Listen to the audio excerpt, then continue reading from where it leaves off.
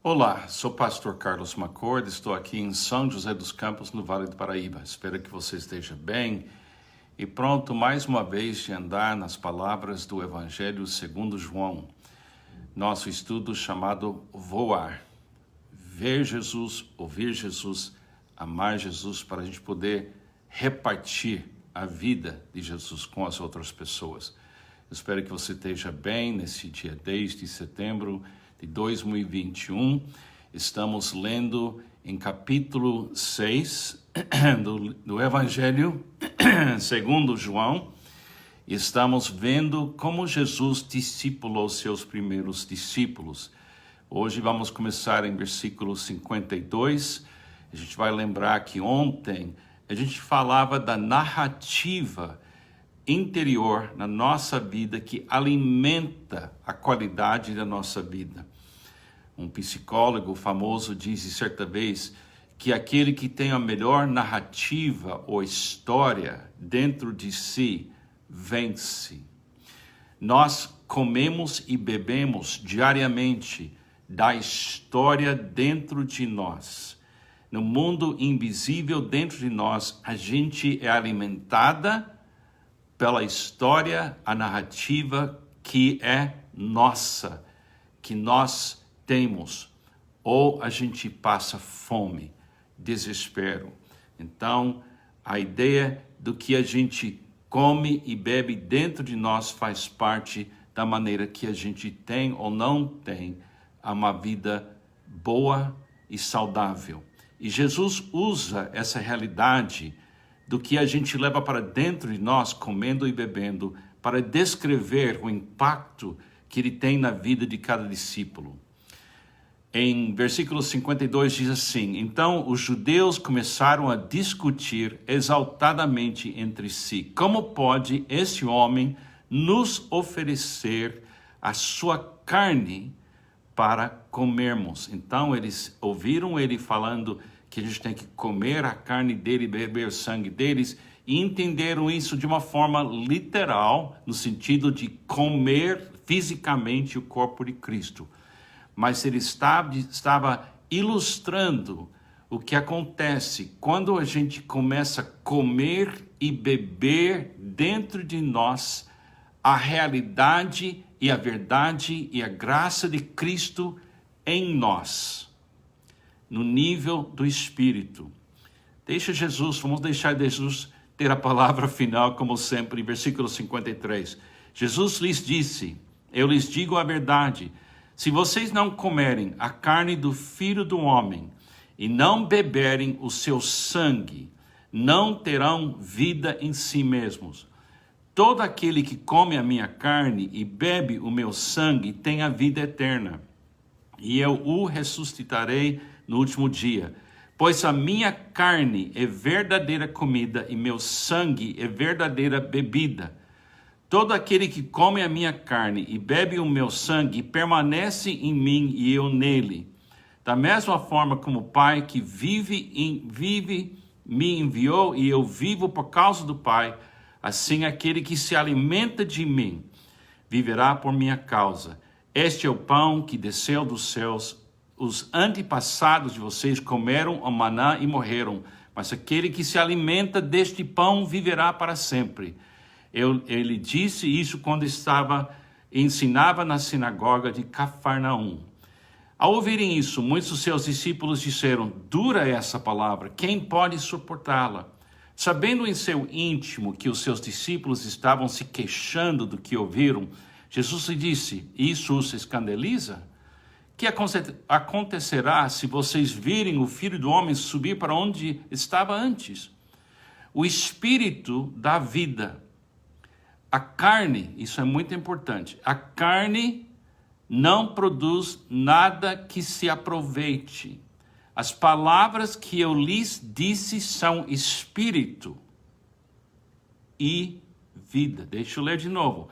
As palavras que eu lhes disse são Espírito e vida. Então, essas palavras não estão baseadas naquilo fisicamente presente, mas o Espírito que o corpo e sangue de Cristo representa porque ele em carne e osso morreu por nós, derramou seu sangue.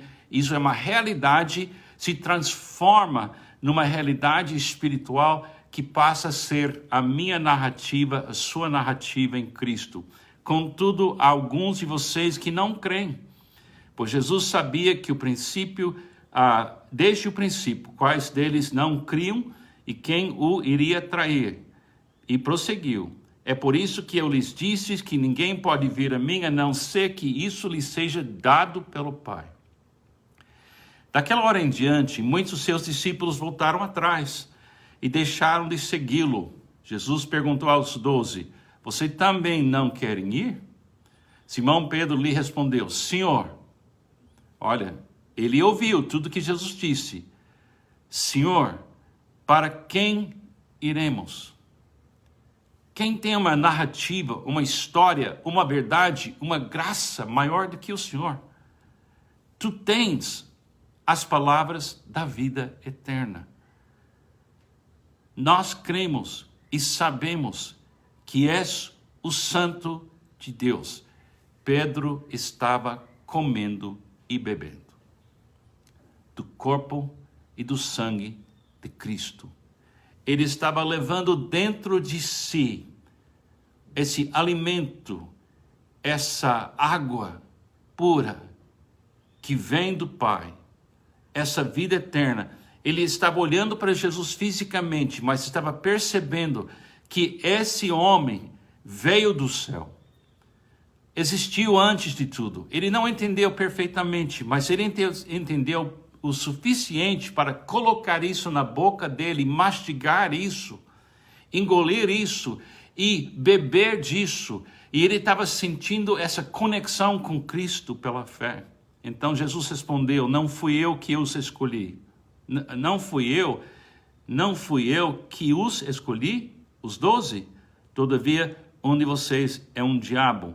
Ele se referia a Judas, filho de Simão Iscariotes, que embora fosse um dos 12, mais tarde havia de traí-lo.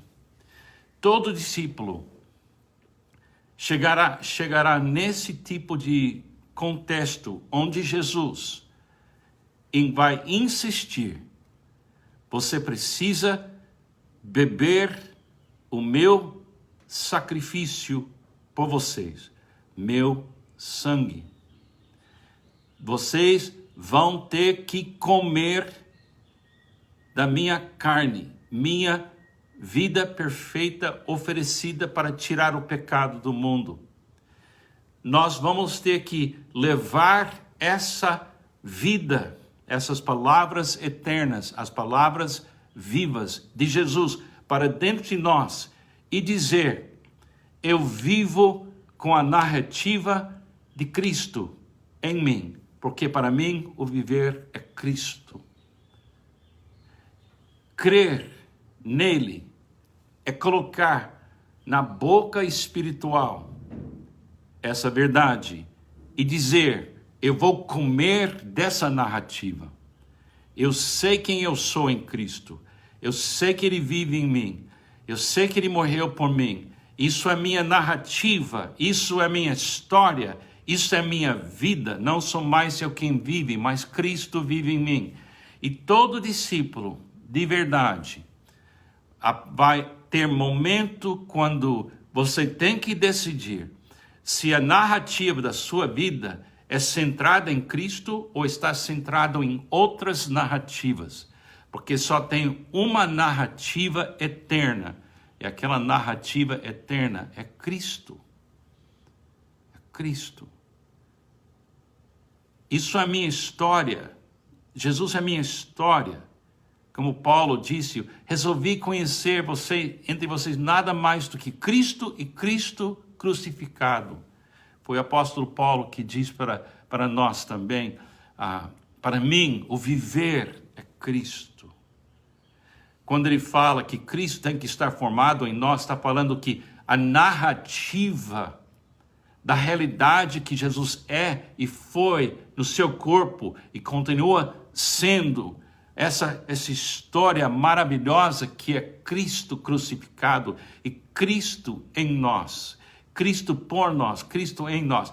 Isso é nossa narrativa. E como a gente disse, aquele psicólogo disse, que eu acho que ele tem razão, a narrativa que você tem dentro de você, que alimenta você ou deixa você com fome. A narrativa dentro de você sendo Jesus, porque você comeu e bebeu de Jesus Cristo. Pela fé você colocou na boca espiritual e na boca espiritual você bebeu também. E agora essa história é a história entre você e Jesus e você está permanecendo em Cristo Jesus.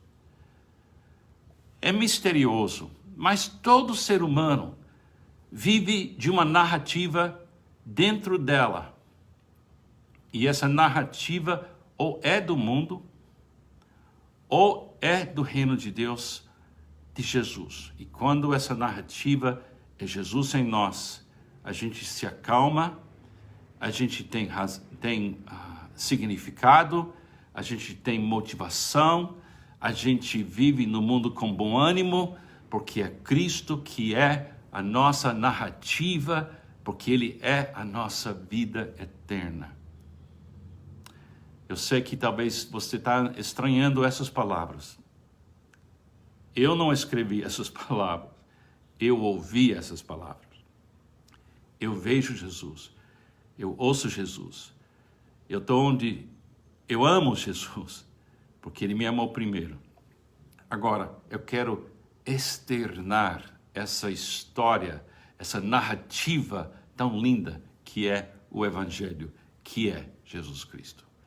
Pense nessas coisas. Na semana que vem, a gente vai começar em capítulo 7 de João.